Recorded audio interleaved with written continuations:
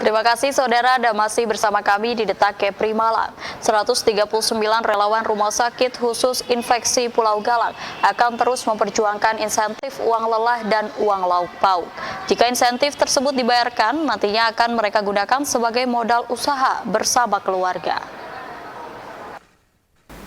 Nama rumah sakit khusus infeksi di Pulau Galang mulai dikenal masyarakat sejak pandemi COVID-19 menjadi ancaman global.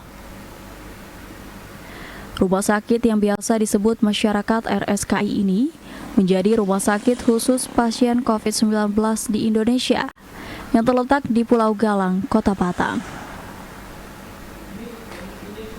Rumah sakit ini bersama dengan Rumah Sakit Wisma Atlet di Jakarta merupakan rumah sakit yang sama-sama ditunjuk oleh pemerintah sebagai unit darurat penanggulangan COVID-19.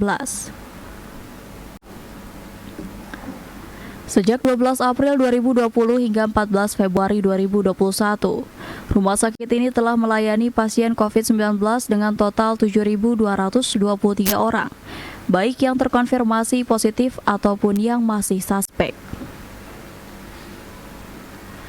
Seiring berjalannya waktu, jumlah pasien yang dirawat di sini kian bertambah. Bahkan, RSKI Pulau Galang dijadikan sebagai tempat perawatan pekerja migran Indonesia yang dipulangkan dari negara Malaysia dan Singapura. Selain itu, RSKI Pulau Galang ini juga menjadi tempat perawatan pasien COVID-19 warga negara asing. Setelah COVID-19 mulai dapat dikendalikan oleh pemerintah, RSKI Galang mulai sepi dari pemberitaan. Namun akhir-akhir ini tuntutan relawan di RSKI terkait belum dibayarnya insentif uang lelah dan uang lauk pauk atau ULP mengagetkan banyak pihak. Akibatnya 139 relawan dari berbagai wilayah di Indonesia tersebut mengadukan nasib mereka kepada DPRD Kota Batam. Para relawan RSKI Galang ini berasal dari berbagai daerah di Indonesia.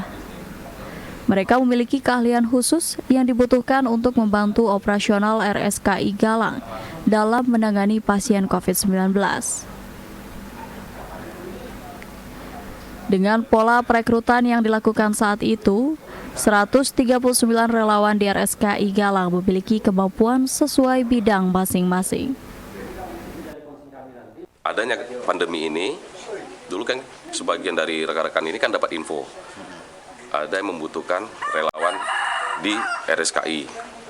Waktu itu kan ada diresmikan oleh Presiden, dan kita semuanya dari berbagai daerah itu datang. Ada yang dari Medan, dari Padang, Ternate, ada yang dari Kalimantan, pokoknya dari Jawa pun ada. Jadi setelah adanya seperti buka lowongan seperti itu, ya kita datang sini dengan persyaratan semua kita lengkapi, administrasi seperti dokumen, KTP, ijazah, seperti yang nakesnya, STR-nya gitu, semuanya kita jalankan. Dan mereka pun ada masa orientasi dan trainingnya ada dulu. Sebagian ada yang dari Kodim, kantor kecamatan, ada yang langsung di sini juga ada.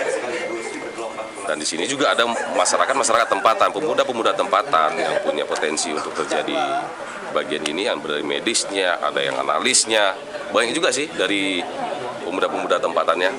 Kalau latar belakang pekerjaan mereka. Tidak hanya itu, selama menjalankan tugas sebagai relawan, Roni dan kawan-kawan setiap hari berinteraksi langsung dengan pasien COVID-19.